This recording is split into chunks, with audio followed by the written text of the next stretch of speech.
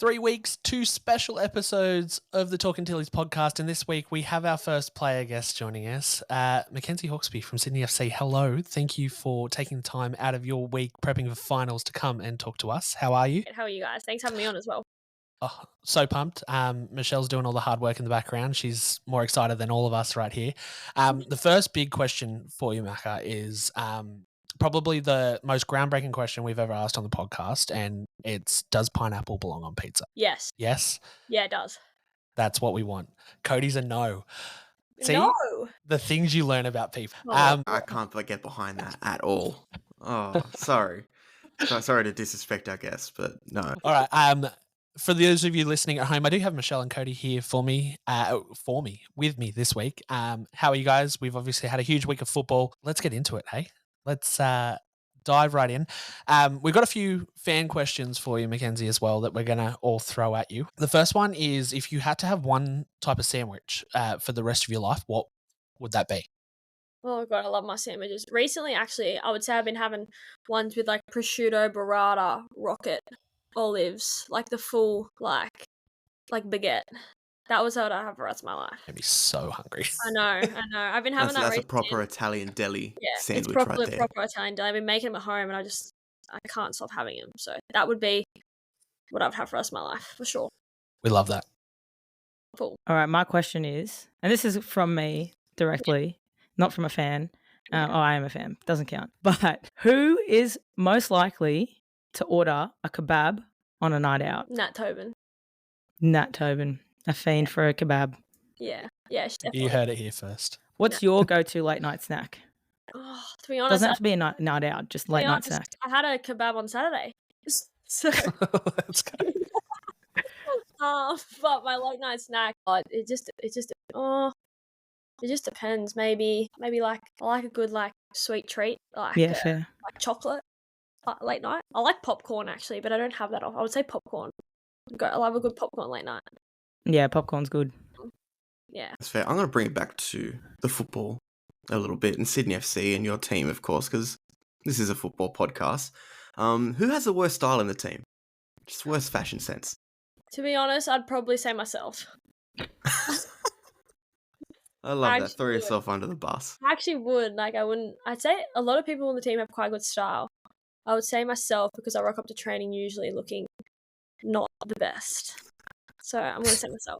It's about the football, right? It's not about the fashion. Yeah, I just Keeping it inside the team, would you rather have one giant-sized Jada or 100 mini-sized Jadas? Like if you're going up against them, like are you going to go up against one giant-sized Jada? one giant size Jada because she can jump like anywhere, and if she's giant, then she can. There's no way the goals are getting scored against. But what if you're going up against Jada? I don't want to go up against Jada. I can't. Not even normal-sized Jada? I don't even want to go up against Jada. I can't even do that. Yep. No, Jada's too good for me. And just so one of our younger players, Maddie Caspers, she's unreal, huge talent. The question, this one came from a fan. He wants to know how many Ballon d'Ors is Maddie Caspers going to win? I mean, if she's on the trajectory she's on currently, I mean, she's quite incredible. I think for the age of 16, I don't think I've seen many. I wouldn't say I've seen anyone at her age be that good and that's good on the ball and that's smart. She plays like she plays like a 24, 25-year-old. So, I mean, she's on a trajectory, that's for sure. 100%. So what I'm hearing is she's going to win one. At least one. There it is. If coming back to you so we can learn some more about who you are, before we dive in the deep stuff, if you could have dinner with any celebrity in the world, who would it be? Probably like Serena Williams or someone like that. A sporting icon, I think. Love that. That's a good answer. Yeah, I think so. Yeah, I got one for you as well. Obviously, you personally. Pre-match music. What's your go-to in that area? I mean, I like a lot of pop. So like I like to listen to different things like Dua Lipa, like Justin Bieber, things like that. But when we're in the change room, we have a playlist that we all listen to, and it's like a mix of everything, like a mix of rap, pop, like a bit of Beyonce, a bit of Rihanna, a bit of Nicki Minaj. So This is a team DJ actually. Pretty. I don't know why that kind of makes sense. Yeah. All the songs are great. It was me last year, but now it's Pretty, which I think everyone likes Pretty being DJ because I used to say a little pop and 100%. All right, let's look at football. Obviously, a huge week ahead for you guys. Now you know who you're facing in the Mariners taking down the Victory. What's prep like this week looking for? What's prep looking like for you guys this week? For those of us that are on the outside of a footballing world, obviously, normal match week, is there anything different when it goes into a finals game, or what does prep look like for you guys this week? Yeah, I think a lot of us watch the game on Sunday, watch them beat Victory. So I think a lot of it, fair bit of tactical stuff.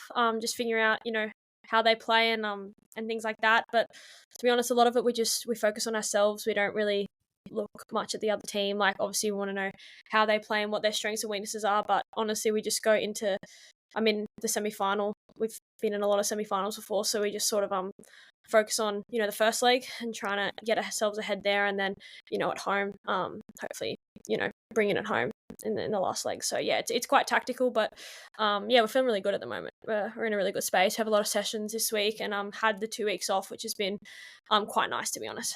I was gonna say it's a bit different having an international break, a week off Yeah. for that final period as well. So yeah, feeling relaxed and refreshed.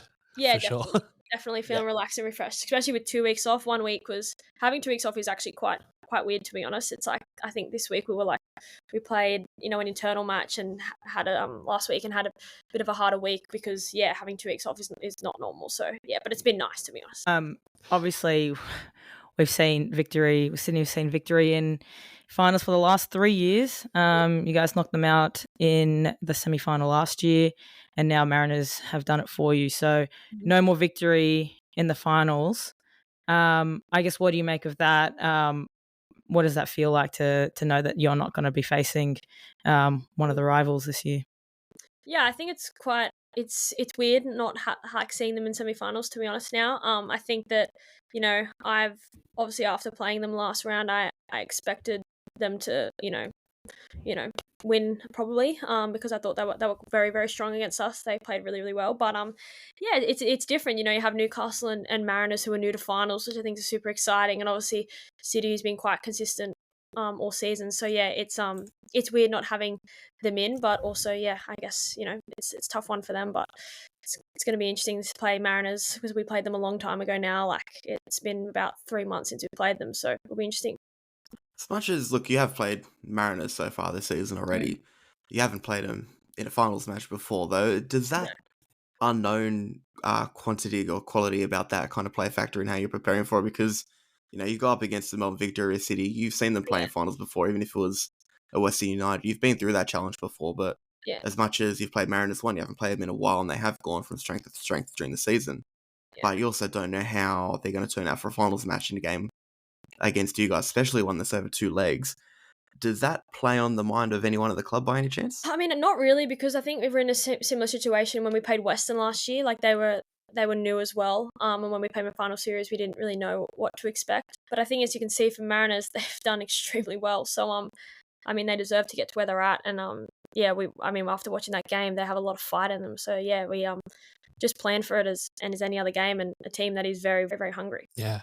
You mentioned watching the Central Coast game on the weekend, obviously, to figure out who you were playing. But as kind of someone in the league, how exciting is it seeing the start of a final series like we just saw, with an extra time and then a game go to pens, and how competitive the league as a whole has been throughout the season? How has that felt from kind of an on-the-ground perspective, being a player in probably the most competitive women's league in the world this year? I think this season's been the craziest season in the A-League. I think, when you look at last year, I think there was top 4, and I think this year, there's anyone can beat anyone, as you've seen, bottom teams beat top teams. So I think the 6 teams in final series, I think it's super exciting. I love it, and I love that you now see first and second are going to play in the final series, but now fifth and sixth, third and fourth are out. So I love the 2-legged semi-final series. I think it's exciting, but I think it's been probably the most, from a fan's perspective and a player's perspective, craziest season so far. No one's really, I guess, dominated in points or in goals, and I think that it just shows that I think many teams are coming strength to strength. especially teams like Newcastle, Mariners, even Wanderers. They did really well this season. So I think it's getting more and more competitive, which is good to see. I might get a little bit controversial here.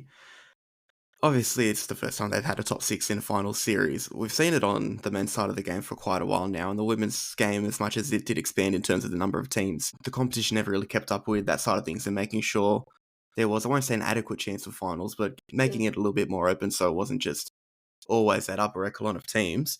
You think probably that changed? You're saying the players are excited about it, fans are excited about it as well. Do you think it's a little bit overdue?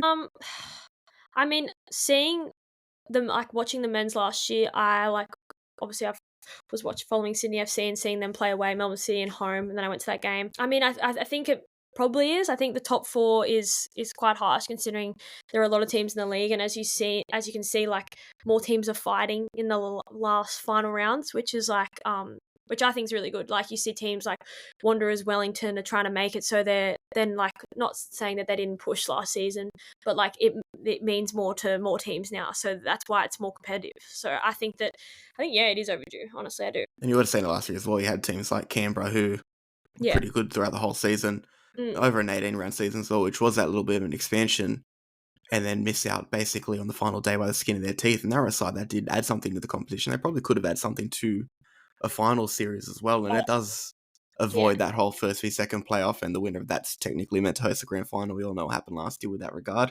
I won't ask you about that because that's probably a little bit too controversial, but when you think about context like that, of course, you probably do get that feeling of a little bit overdue, but it's good to see now that it has been added in, and it's been a welcome addition by the looks of things to all parties as well.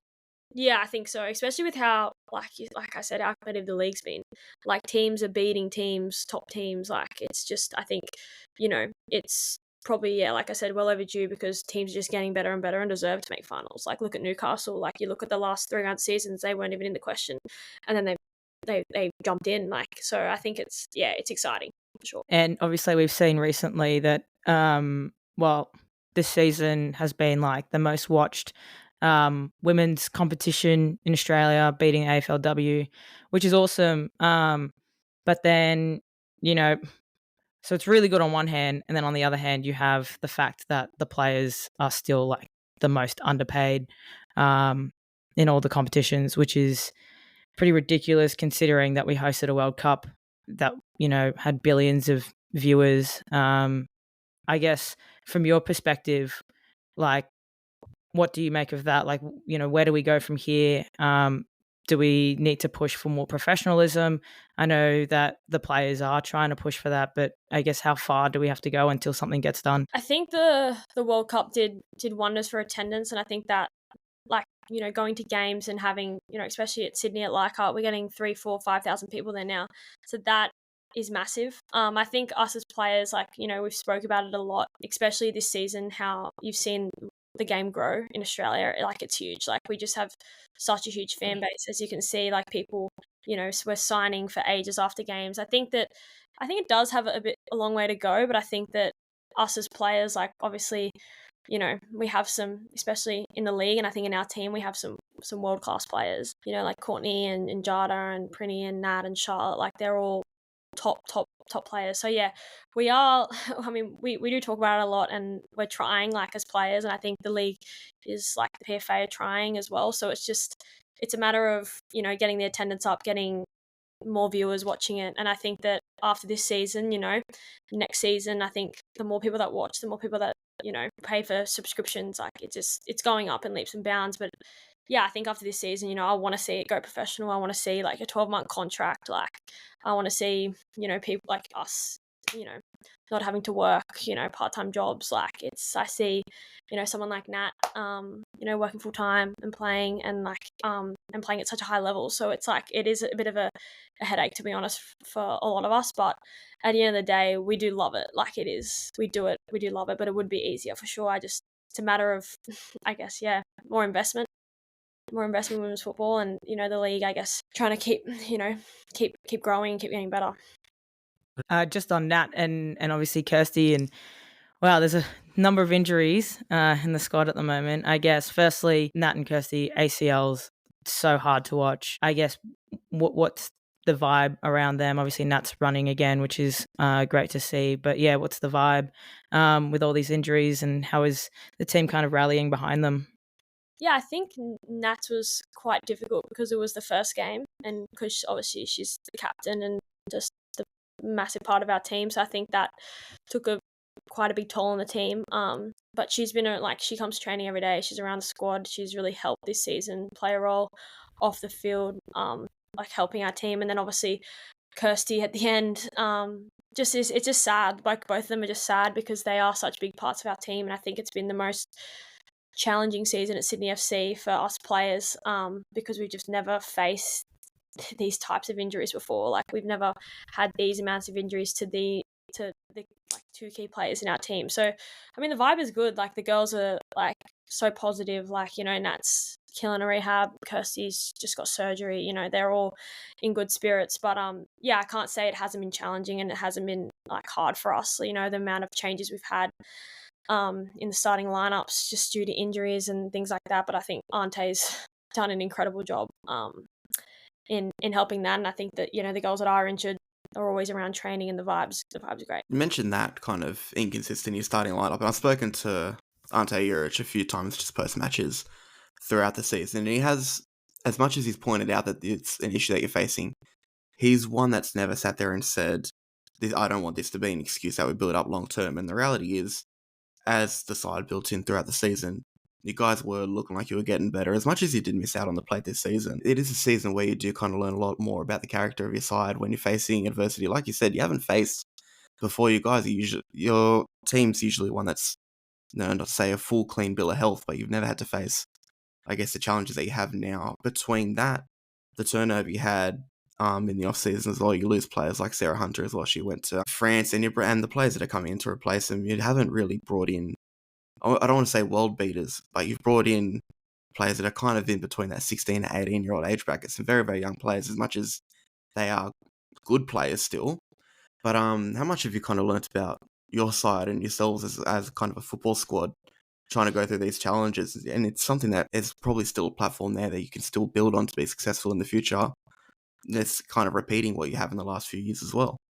Yeah, for sure. I think that, you know, the last few years I've been at Sydney, like I said, we've never faced issues like we've faced this season. And when I came back, I knew the injuries we've had, but I think a lot of us older players have really, you know, it's been a new challenge. Like it hasn't, and it's been a hard one, but it's been really good. We've really, and you know, we've worked with Ante and we've, you know, worked with the young girls and really tried to, you know, establish our identity at Sydney FC and really get everyone on board around the culture, around style of play. And definitely hasn't been easy because we just have had so much change. But I mean, I just think that I just can't express how well I think we've just done so incredibly low with everything that's happened. Like I think, you know, all the young players that come in when you get 16, 18-year-olds, you know, they're great players, but, you know, to have them play our style of play, it takes time and, you know, different things have happened. Like I came mid-season. There's just so many different things that's happened. And I think that, yeah, I think Ante's done an exceptional job with the players that are in the squad, and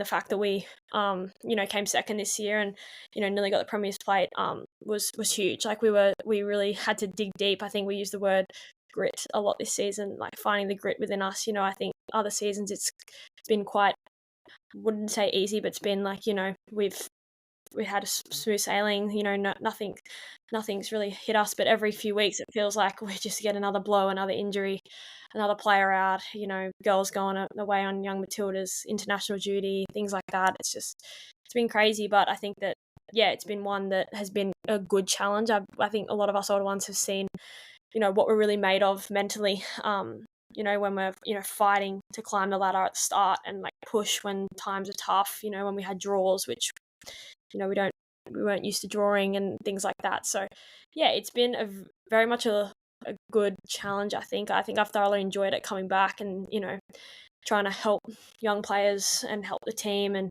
you know, trying to guide the team to win. It's been a good challenge for us older ones and definitely been something that a season to remember, that's for sure, I think. Just on that, you said you had to throw the word grit around a lot this season. Has that been an unusual feeling? Because obviously you guys, like you said yourself, you're not coasting through every season, but usually you can just rely on your football to do the talking. You guys play an excellent brand of football, but Has it been unusual this year in the sense that, there has been times where you had to grind through a tough period or grind out a result in the sense? Oh, 100%. Like we talk about all the time, like grit and class. There's like we balance the two out, and a lot of the games this season, because I think the league's very competitive. It's been a lot of grit, trying to win games 2-1, win games 1-0, 2-0. It hasn't been.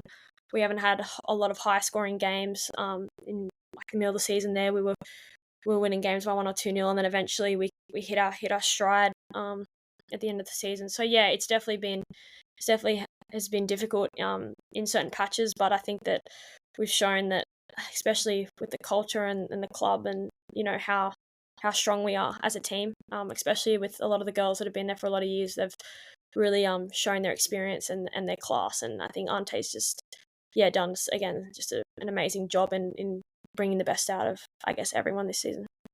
Some really cool insight, hey. All right. We're going to play another game real quick with you, Mackenzie. We're going to throw our twist on Kiss, Marry, Kill, and we're going to give you start, sub, and bench. Okay. So the first thing we're going to get you to choose between is Italian, Thai, or Mexican food. Start Italian, sub Thai, bye Mexican. I know That's controversial, I like that one. Mexican, but that's the thing. I have more Thai. Yeah. That's the Had issue. Thai looks tonight. offended. Yeah, it's like I like Mexican, but like I don't have it that much. That's why I would sub it out. But I'm That's probably fair. gonna order burrito tonight, so I don't know. Love me some Guzman y Gomez. Yeah, seriously. So I don't know. I'm sort of contradicting what I'm saying, but yeah, that'll be my answer. Do you want me to go for the next one? Sure. All right. So, because you're going up against the Mariners, we're going to give you some Mariners players. Now, they all play different positions, so have fun. So the first one, former teammate, Roller Batawia. Yep. Casey Dumont and Faye Bryson. Yeah. I think after, this is tough. They're all great. I think I would start Casey after the masterclass on Sunday. I'm going to just say, I play with Roller, so I'm going to say sub Roller and bench Faye. I don't know much about Faye, but they're all good players, but I'm going to sub Roller because she was my former teammate. Fair play. Casey Dumont was unreal. Yeah. All right, I'm going to take this last one as well because this one is important. Yeah. This one is probably the most important one out of all of these questions that have been asked today. Think really hard about it because this could be the funniest clip of the year if you do this the right order. Okay. Yes. So as you can see, we all have our names on here, Michelle, Josh, and Cody. So start, sub, and bench. Michelle, Superfan Morris, Josh, and Cody. Oh God, Michelle Morris TV, who goes to every single game. You put me in a pickle. You know what? I have to start you, Michelle. You're a super fan. You're always at the game, so I'm definitely starting you. Sorry, guys. And can I have 2 subs? You can have 2 benches if you want. 2 benches. They're both on the bench. Who I put on? Never know. We'll never know. No. I did this to Courtney and Charlie Rule last year with 2 other people. Well, they started me for sure. Start you, of course. That's no question. Mate, no question About it. That's my plan. We'll check in a year and we'll try and change your mind, Macca. It's all right. We got you. All right. We'll just come back to you real quick. There's just been a few people kind of ask about your trajectory to kind of where you've been. So can you just, to wrap things up, kind of just run through for everyone that kind of either doesn't know you or hasn't been following the league or even yourself for a while, what was your kind of path to be where you are? Yeah, well, I started in the institute program about when I was like 15, and then I finished that, and I was just playing MPL for Sydney Uni. For a few years, I was bouncing around at Sydney Uni, wasn't playing that much in reserve and first grade, and then eventually went to Sydney Olympic in 2019, and from then, Ante contacted me. I was a train-on and signed at Wanderers the year before, but I didn't play. And then, I went to Sydney Olympic and, Ante got in contact with me. And then, went to Sydney FC in 2019 season when there was a couple of Matildas, a couple of Americans there, and Nat, Prinny and all that were there. And then didn't play that much that season, but like learned a lot. Like I was really young and honestly had a great time. And then from then, it's been interesting. I think Ante's been great. He's really been able to bring out the best in me. I think that, I didn't have a lot of coaches that like were able to bring out the best in me, if that makes sense. And I think I peaked late. When I was about 20, 21 is when I really came out of my shell. And then, my second season is when we first won our first premiership with Teresa captain, and, was in the team, like played with Teresa and Claire in midfield. And then the next season was probably after that my breakout season, I would say. And we won the premiership again, and then lost the grand final. But I just think every season at Sydney I've been able to build and get better and better and better. And I think that, a lot of credit that goes to Ante. Like, he's probably one of the only coaches that was able to get out the best in me and show a bit of faith. And then from then just had, honestly, at Sydney FC we've been probably the most dominant team in A-League history nearly over the past 4 years. We've just had such an incredible team, and I think that you see players like Courtney and Nat and Prinny and me and Charlotte just sort of come out of nowhere in a way. And then Sydney FC has been excellent. So just had a stellar few seasons at Sydney. All of us did, and then eventually had a gig and went to Brighton for 6 months, and that was quite tough, but didn't get what I wanted really out of it. But sort of got to see what it was like to play against the best teams in the world, and was a crazy opportunity to do that. To able to get an offer from a team like that in the Premier League was huge. So did that, and then realised that I needed to play, and then came back home at Sydney. And I think Sydney's just been just the most incredible journey for me. I think that to see the players that have come before me at Sydney, and to see that I'm 5 years into being a Sydney FC player, and is just incredible. And I think that I absolutely love it. I think that I definitely wouldn't be the player I am without coming to Sydney FC. And Ante has just I know a lot of people talk about Ante, a lot of players do have high praise of him. He's just he's really the reason why I am playing. I haven't got picked. I wouldn't be playing football if it probably wasn't for him. So it's been an incredible ride at Sydney, but it's been quite a journey for me, because I was quite a late bloomer. I only really started at 20, and now I'm 24, just turned 24. So it's been quite an incredible 4 years, but a whirlwind, that's for sure. Yeah, I'm gonna drag it 100%. back to that first season that you're talking about. You said you didn't play too much, but the learning that you got in that time in that season was still absolutely beneficial for you. Is there anyone that you can pick out in that side? Not necessarily someone that had to go and take you under their wing, go out of the way to do that, but just someone that just training with them every day and being able to see the sort of things that they do that you were able to take on. Is there anyone that you can pick in that 2019 Sydney FC side that you did get to learn a lot of, or that you did have a good relationship with?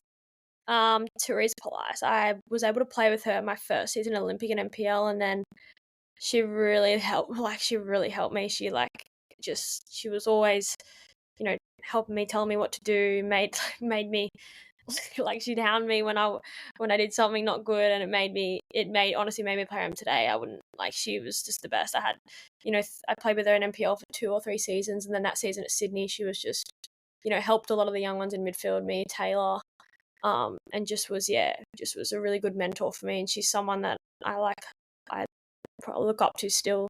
We're good mates. I'm still in contact with her. So she's definitely the person that helped me so much as well. You mentioned going away, coming back, obviously mid-season.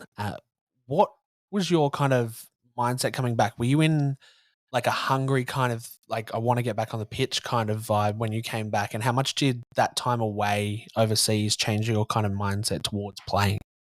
Yeah, I think not playing, obviously coming off the season before where we won the double, and it was probably one of the greatest seasons ever, and playing every minute, to not playing for 6 months was quite difficult. It's a change. Obviously I knew going over there I wasn't going to play that much, but coming back, just getting back to Sydney, I was just over the moon, to be honest. I was so thankful to come back, and I think when the first few games that I was playing, I was buzzing. I was hungry to come back and just to try and help the team win, because I knew that we were in halfway this season in 5th. I knew the quality we had first few sessions. I knew how good the team was. Even with all the new players in, I knew there was Ante still built a great solid foundation there. So yeah, when I came back, I was definitely buzzing not playing for 6 months. That's for sure. Yeah. Yeah. All right. And also, hold on, one question from Michelle Morris Super TV. fan. Hello, brother. What's up, brother? Sketch has finally made his first appearance on the show, guys. Let's go. My question is, how good, I mean, it was not a good game, obviously, the game against Mount Victory, but how good was the big banner that we made for you guys? I loved it. Thank you. Absolutely loved it. It was so good. I mean, with the crowds we get at Leichhardt and when you guys turn up like that, it's crazy. Like when I look back on years before, how it's just such a good atmosphere at Leichhardt. I think it's just so good. It's so much better than Kogarah. Oh, it's just so much better because we just fill the whole stadium out. It feels like the crowd's just on top of you. So good. I love it.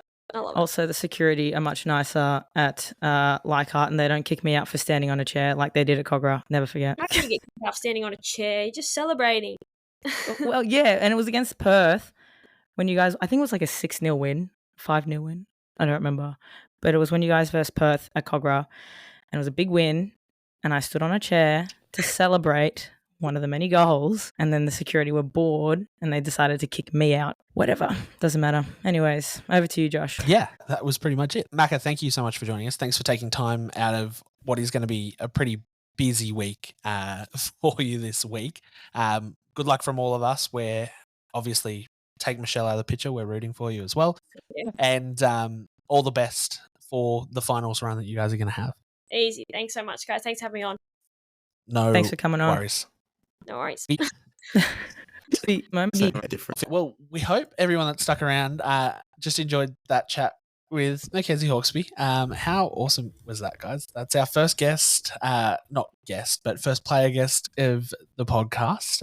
Congratulations to us. Thank you to all of you listening for making that happen. But we obviously did have some football this week. We touched on things here and there.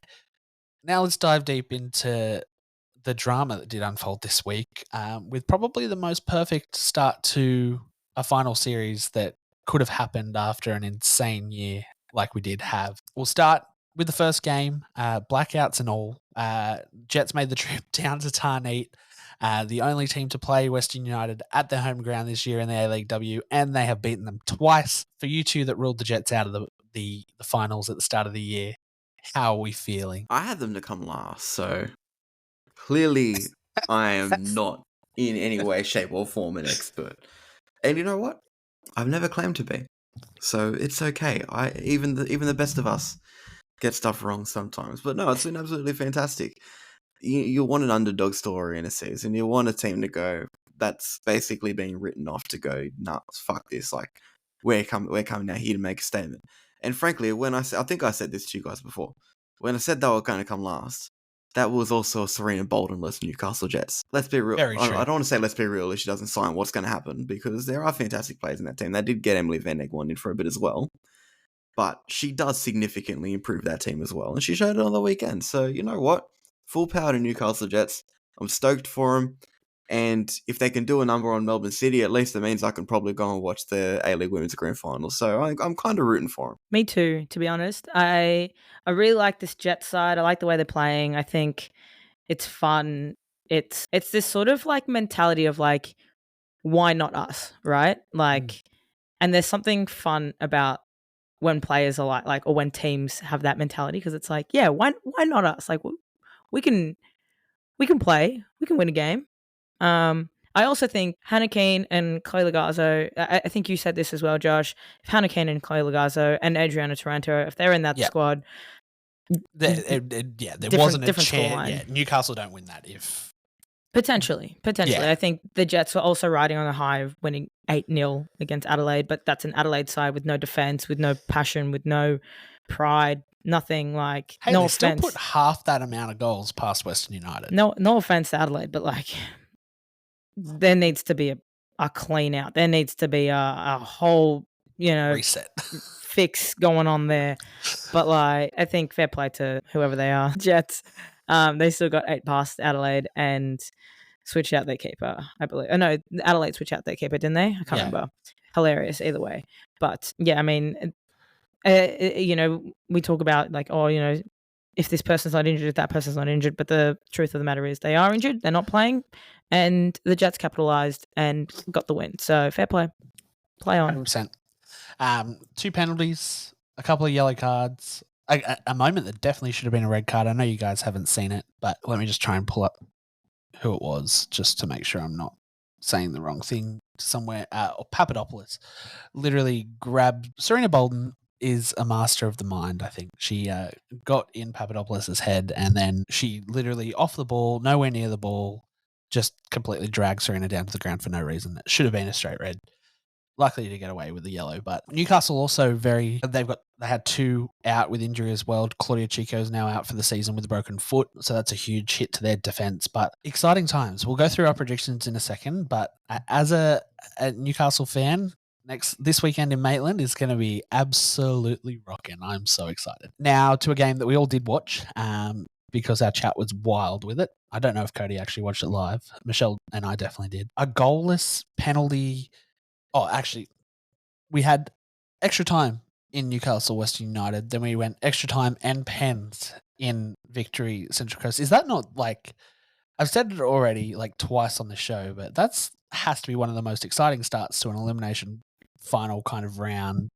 Well, this happened last year. It was a Melbourne Derby elimination final, and I think it went 3-3. That's a 3-3 as well, yeah. 3-3, Melbourne Derby. Melbourne City came back from the dead, I'm pretty sure it was. And then, went to penalties, and Casey Dumont was the hero in that game. Casey Dumont, the hero again, but in yellow and navy instead of navy and white.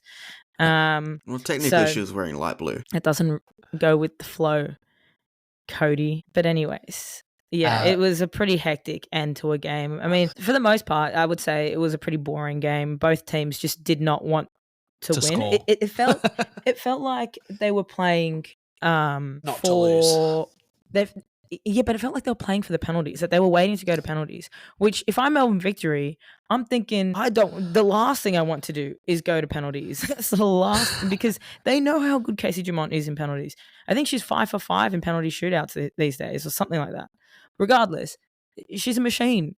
And if I am Melbourne Victory, I'm thinking I need to get this ball in the back of the net. And to be fair, they tried and failed, and they hit the post. I wish I could say I'm so sorry for them. I feel so bad for them, but my Sydney FC brain says no. Did it feel like a little bit of retribution, Michelle? Bit of justice restored in the world, Cody, your reaction. Central Coast, obviously that team that we kind of all had a question mark next to at the start of the season. We spoke very early on about does the new club kind of vibe come into play like it did with Western last year, and looks like it's paying off. How far do Central Coast ride this wave? How far do they ride this wave? They're playing probably the best club in the A-League Women's. I'd be shocked, no, not shocked, I'd be surprised if they were able to ride it any further. They've got a monumental challenge coming up against them. But everything they've done so far this season has been absolutely brilliant. They're already exceeding expectations. They can get off the wave now, and everyone will look back on this season as a raging success for them. So they're not going to be defined by how much. Well, they could be defined by how much further they go. But if they get knocked out now, I don't think anyone's going to see it as a big deal. They've done absolutely fantastic. It's probably been a different new club vibe to Western United. Western United had basically an NPL side that they've been building up for 2 to 3 years before they ended up in the A-League Women's. And you could see the fact from the get-go they gelled together well enough that you knew they were going to be a force in the competition. With the Mariners, there was a bit of unknown quantity, because as much as there was a few that came out of Sydney Uni, it did still feel like things are kind of mixed and matched together. But credit to Emily Husband. She's done an absolutely fantastic job with them. This is probably best case scenario for them. That could have been foreseen, mid-table finish, win that first elimination game, and then see where you can go from there. But it could have very easily swung the other way as well, and they could have missed out on finals. So Husband herself, she's done absolutely fantastic to get him into this position. And then to see out a game away from home against Melbourne Victory, as much as it hasn't been the Victory's best season, Mariners have still done absolutely well to be able to go to their ground and go, nah, this is going to be our day. We're going to do what we need to do. And what a story it is that Casey Dumont's the one that kind of seasoned through that penalty shootout as well. The person that was, and according to her words, of course, it's not necessarily the official story that was run with, but the one that was let go by Melbourne Victory, that was basically had her contract terminated because she wanted to be a dual sports athlete. Imagine if Melbourne Victory decided, yep, no, we'll support you through it, and roles were reversed, and she was playing in navy blue or whatever their goalkeeper jersey colour is, because I was a smart ass to Michelle about that before. But sliding doors moments in football, Melbourne Victory made a choice, they made their bed, now they got to lie in it. So full power, full credit to the Mariners, and look, it's a big task they got now, but you know what? They're on a good wave. God knows where they can end up. I mean, I'm pretty sure that story about Casey is pretty true, considering it came from her mouth on a comment on a post on Instagram. I know, with someone but calling her for out. legal issues, I'm going to protect myself. I don't know what Melbourne Victory want to run with. Huge from Casey Dumont, stepping up, putting the goal past to start the penalty shootout, then saving 2 to kind of end the run. Yeah, the penalty shootout was probably the most exciting thing about that game. Central Coast definitely probably should have had it won by that point. They missed multiple, not open, but shots that should have probably been slotted by this quality of striker. So missed opportunities. They're not going to have this type of option against Sydney FC next week, that's for sure. Let's go into our kind of breakdown of the week ahead. Obviously, it's good only being down to 4 clubs, guys. How crazy is that? We've gone from talking, what have we been talking, 12 to now 4. How exciting. So I feel a lot less pressure. I know, right? There's a lot less to kind of look at. It's really cool. Let's start with your Sky Blues this week, Michelle. We've just heard from Macca about how they're feeling. How are you feeling as Sydney superfan? The representative of the Cove that we do have here. How are you feeling going into this? Obviously, 2 weeks off after 2 pretty poor results. Is it probably a good time to have 2 weeks off to have a full mental reset so it's kind of fresh as well? Yeah, definitely. I think a break was probably needed. I think when you have 2 bad results, one after the other, and then bottle a premiership, I think your brain kind of is like, I just need a break. I need to rest. And I think, they probably needed that break. And I hope it's a good thing, because I've seen what the breaks have done in the past, and it's we've lost the grand finals twice in a row because of these breaks. So hopefully this is a bit different, bit of a rejuvenation for them. But yeah, I mean, the Mariners, Victory beat us 4-0, and we looked completely despondent, completely flat. But like the Mariners managed to hold them to a 0-0 draw until 120 minutes. So I think it won't be an easy game for sure. They've got some good players on their side, and they're very, how do I say this nicely? They're a bit dirty players. They're very physical players. And there's an argument to be made that Hayward probably should have had a second yellow, and an argument to be made that Alex Chidiac should have had a penalty as well awarded. So, yeah, I think if we can kind of minimize frustrations with their physicality, if we can minimize, falling into those traps, then I think we can probably play the style of football that we want to play. But in saying that, it's not going to be easy. Just need to stay cool, to stay calm. And that'll be ideal. Obviously, both Sydney and Melbourne elected to play their away games first in the first leg as well. So I think that's how it was drawn. That's how it was supposed to be. Oh, they said on the commentary last night that it was like they elected to do it. No. Oh, I don't know. I was just told that they were both playing away. The lower ranked side always plays first. Yeah. Okay, there we go. This is what I was told. Hey. And that's why you don't listen to commentary, guys, because sometimes they're wrong. There we go. No, but we love Taryn. Great commentator. We love you, Taryn. Cody, thoughts on Central Coast v Sky Blue? I think the first leg is going to be very, very important. If you let Sydney FC take any sort of lead back to Leichhardt, you've got a massive uphill battle. I know Mariners did beat them there earlier in the season, but you're talking 2-1 win. They had to kind of grind that out. Sydney FC, I wish I could say they were peaking. They have lost their last 2, and the last game was probably best we don't mention it in front of Michelle. But if Mariners can get something out of that, even if in an ideal world, Mariners want to win that match. But even if it's just a 1 or 2-0 win, and then you go and just try and make life as difficult as you can at Leichhardt for Sydney FC, then you're looking at a way you can see it through. But if Mariners are behind in this match going away, they are going to struggle because, as Mackenzie just told us, they've Leichhardt's essentially become a fortress this season. The crowd's on top of you. The atmosphere's unreal. You don't want to be going into that match behind. You do well if you're going into that match level in reality. Any sort of result for Mariners could be pivotal. They're going to be up against it, but if you can take something to Leichhardt and then make life difficult, because the reality is Sydney FC is not as good as they are. If you do get them into a game where they are frustrated, where you are doing your defensive duties properly, where you are able to kind of sit back and just basically defend for your lives, that's probably where Sydney FC is going to suffer. And I know this is very, very basic analysis, but it's true as well. Sydney FC have struggled a lot in those instances this season. So if Mariners can get, even if they jag a 1-0 win at home, they can then go and make life very difficult for Sydney FC. In all honesty, I wouldn't be surprised if that's what Emily Husband's going to go and try and do. 100%. Premiers v Jets. Sorry to say it out loud, Michelle. Have to be unbiased. Are you really Premiers if you lift the trophy in front of no one? Oh, actually, we kind of need to touch on the coverage. A lot of people, I didn't tune into the men's game, but the Premier's plate was lifted at halftime during the men's game, and Paramount Plus, or the team at Paramount, decided a 5-second flash was all that they were going to give the trophy celebration. A lot of people were upset by that. Halftime?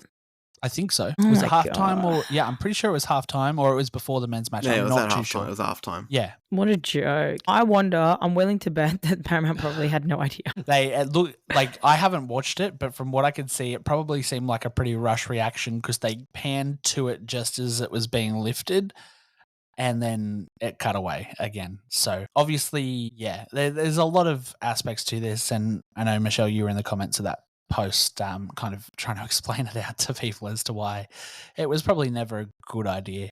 Or it was never going to be highly televised, obviously, because everyone was probably thinking that Sydney was going to lift it, and it was probably ready in Sydney on that day. But Confetti cannons slowly being pushed out of the stadium. My heart being ripped into billions of pieces. Devastating. Michelle still hasn't moved on, guys, and it probably won't for a while, and that's No. okay. We're here for you. But they do play Newcastle this week. I'm surprised it's being played in Maitland, not at number 2 or Hannah Stadium, which I was kind of intrigued about, but I'm kind of keen to see how it goes. Big push already. There's been posts put out by the Jets. There's massive interest in the tickets. They went on sale today. Hopefully, my theory is that the Jets are going to walk away with 3 points. Not that it really matters, because they're going to score 1 or 2 goals and then got to take that to Melbourne. And that's pretty much, I think, Cody, you touched on it with the Mariners, is got to get something from the first game, because trying to go away to 1 or 2 and win is going to be pretty difficult at this pointy end of the season. How are you looking at the Jets against City, Cody? What are your thoughts here? I know you haven't been on board the F18s, but can we get you on board now? You're playing a very, very good City side here. It's going to be tough. But look, you've got a side with Melina Ayres, Izzy Ninor, Serena Bolden. You can't count Jets out. I don't think you can. But City's a side that oozes class. They're peaking at the right time. I wouldn't be surprised if City go and I'll say sweep both these games. In all honesty, I wouldn't be surprised if they go and do that. Jets are in with a chance. Don't get me wrong. I'm not going to completely go and write them off. I do think that if things go right for them, maybe with a little bit of luck as well, if they can create a good atmosphere at Maitland, you never know. Maybe they have something they can take to Melbourne. But honestly, I think they've got a harder than what the Mariners do right now, and that's saying something. Their City side, they're scary good. Got a lot of good quality players. I don't think I need to bring up Daniela Galic again for about the 100th time since we started this show. You're talking about a really, really quality team. So honestly, I don't want to count the Jets out. I do think there's something about them that is a little bit special. They're peaking at the right time too, let's be real. But the City side, there's a reason why they're champions. They've played some good football this season. I wouldn't be surprised if they go and win both matches, even if it's not a complete write-off or anything like that, even if it's 2 close wins. But they probably come out on top in both. Does the underdog bark have a bite, Michelle? Their last game against City was away and a 2-0 loss. Hannah Wilkinson scoring 2 goals within 6 minutes each. I think that the Jets at home will be able to draw a result. I think they can get a win somehow. I don't know how, but I just think that the Jets can pull it off. I think they've got, like I said, they've got this. I think I said it about Jets. I can't remember who I said it about. But anyways, the Jets have this one on us attitude, right? They've got this, we're the underdogs. It doesn't matter if we win or lose. We've already surpassed the expectation. Everything from here is a bonus, right? Obviously, they're playing to win the grand final. Every team is playing to win for the grand final from here on out. But a side like Newcastle Jets, who's got no owner, no funding, nothing, right? Being propped up by other A-League teams, they have already exceeded the expectation of qualifying for the finals. That was it. That's all they had to do, really. If they dropped out of the finals, if they lost to Western United and they're out of the finals, people would still be like, what a great run by the Jets. Incredible to see. The fact that they're in the semi-final, for me personally, like I'm not a Jet supporter, obviously. Not yet. But for me, they've already exceeded the expectation. Everything from here is a bonus. They won their first finals game in club history. 16 years in the league and just won the first finals game. So exactly. That's what I'm saying. Like they have exceeded the expectation of what they are supposed to be, of what the Jets are. And you look at the men's side, who again is another team that's not been doing maybe fantastic, but they've been doing pretty well. And they are looking, I don't know if they're in finals contention, but anyways, the point is that this is a club that's struggling financially, and they're still pulling the crowd figures. They're still pulling, the women's side are pulling the crowd figures, and they're pulling the results. And so I think, you know what, like, why not? Why not Jets? Yeah. And as a Newcastle local, and I'll speak from experience, if a Newcastle team makes a final series, this town goes nuts. It doesn't matter what sport it is, what it is. A final series, everybody all of a sudden is a fan of that team, and it should be the whole season. It's not, but hey, we come out where it counts, and hopefully Maitland's packed. It's How far away is Maitland? It's 30 minutes. From my house to the showground is 30 minutes, and I'm 20 minutes from town. So it's closer. It's weird, but it's closer to. It's not closer to Sydney, but it's a straighter drive from Sydney than it would be to get to number 2. It's going to be. I think it's unique for that ground too, because you think of Newcastle and everyone thinks regional town. Putting it at Maitland, it's regional. That's regional New South Wales in regards to Newcastle. So it's going to be a very interesting vibe out there on Sunday, and I'm so excited to experience it. I'm going to be at Newcastle. Michelle's going to be at Sydney. Cody is going to apparently be absent. I'm going to the Central Coast. Central Coast? No, it's my cousin's engagement party that day. I got to work out what I can get to. That sounds like beers outside the Blue Tongue. Let's go. That's what we're doing. The engagement's in Cronulla. It should be. It always will be. So that is the week ahead. We're getting shorter and shorter. We probably should look around. Oh, can we talk about United beating Chelsea in the in the FA Cup? FA Cup. Oh, thank God. NWSL, San Diego Wave did draw against Racing Louisville overnight. Obviously, there are other games going on this while we're talking about the pointy end of the A-League. Women's Super League football, thank you. I hate how you can't type WSL into Google and get the answer you want. I don't want the World Surf League. I want the football. Google, listen. Arsenal beat Bristol 5-0 overnight. Caitlin Ford got started and then got subbed off. Catley played a full 90. Cooney Cross not in the lineup. RIP. Then all the rest of the games, I think, didn't play this week because I think Arsenal were playing a catch-up due to... Oh, no. Villa Leicester draw. City 4-1 over Liverpool. United beat Everton 4-1. I'm pretty sure Claire Wheeler signed some boots and gave them away to a fan as well. I think I saw that during the week. Go, Claire. Thanks for being you. Go, Claire. She played a full 90. She's holding down that Everton team. Brighton took a draw against West Ham. I don't want to watch highlights. Don't give me highlights. And yeah, that was everything that happened in the WSL. Is there any other leagues that we're missing out on? The Demolsvenskans probably close to coming back, but I don't think we have anyone there anymore. Maybe Logan Claire Polkinghorn's still there. And Amy Sayer. Arvy's out injured though, so yeah, we've got to have a Sayer look should at be that. getting game time at least. You'd think so. I would say so. We'll come back. I don't know if it started yet, but we'll come back to that next week or sometime when it focused on the A-League. But that is our wrap-up for the week. Open mic time. Anything we want to say, opinions we want to share, it is your time to set the world alight. Something I want to shed light on. And Michelle, this is the next Melbourne Victory player, so I do apologise for bringing it up. I don't know how across you are of the Women's Championship, the second division in England, but Polly Doran at Crystal Palace are currently top of the league. So we could have another Aussie in the WSL quicker than we would have assumed. She's a good player. Happy days. Thank you, Cody, I'm glad for bringing you us concur. updates Former from the Manly championship. United player, I believe. The local area, of course. I think she played 1 year at Manly. Yeah, I've got a vague memory of that. Yeah. It's actually right here in front of me. She played 10 games in one season, scored 2 goals. There you go. I think it was the season before she went to Palace. Yeah. See? Ball knowledge. There you go. You knew more than I did, and I have it written in front of me. Can I just say a huge shout out to Tori Tumeth and Margot Chevet, because at the men's derby on the weekend, I think a lot of the girls were at the game. The women's team, the Sydney FC women's players were at the game.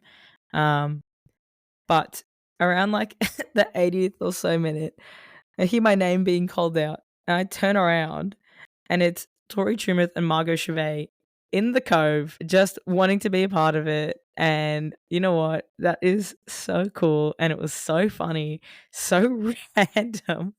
And I loved that they came into the Cove, and I just thought that was so cool. There's a clip from like a couple seasons ago, I think, in the men's game where what was his name? Jason Davidson? Is that his name? Yeah, he was in the terrace with the Melbourne Victory fans, and you know, that sort of stuff, like, it sticks with you, and I think it's cool. And so yeah, for these two girls to come down into the Cove during the Sydney derby of all games was so funny, so random, and I just thought it was great. And so shout out to those two girls for giving up the box that I assume that they were probably in, and coming and joining us in the Cove and witnessing the greatest comeback of all time. Not of all time, but they witnessed one of the best Sydney derby moments in history, and I hope they didn't get hurt during all the limbs. All right. Well, I have no hot takes this week, except for up the Jets, because Melbourne away is going to be hot. Let's go. We will be back next week with our semi-final leg 1 wrap up, as we hopefully have all of our limbs after a crazy Sunday of football. Make sure you are staying tuned. All the games are playing on Sunday, 3 p.m. Jets City kick off in Maitland, and then 5:45 Sydney look to go, what is it, 5 in a row or something? Oh no, not in a row, lol. Ooh, that was bad of me, guys. I just had the biggest hype train going and fell flat on my face. Thank you. Welcome to podcasting. I did that just to fish Michelle out. Sydney look to take on the Mariners and take some points back home as they look to claim another title. Let's go. It is going to be a huge weekend of football. Everything, if you're not going to a game, you will be able to see on Paramount Plus. Ticketing details are on the websites of all the individual teams if you're looking to go to a ticket. Go to a game. I know the Newcastle home tickets go general pre-sale Tuesday 10 a.m. So if you're listening to this now, they're probably all sold out. So have fun with that. But yeah, have a look around. If we don't see you at the stadium, we will look forward to seeing you on our screens and hearing us in your ears next week when we are back. I've got to get better at my ramp up.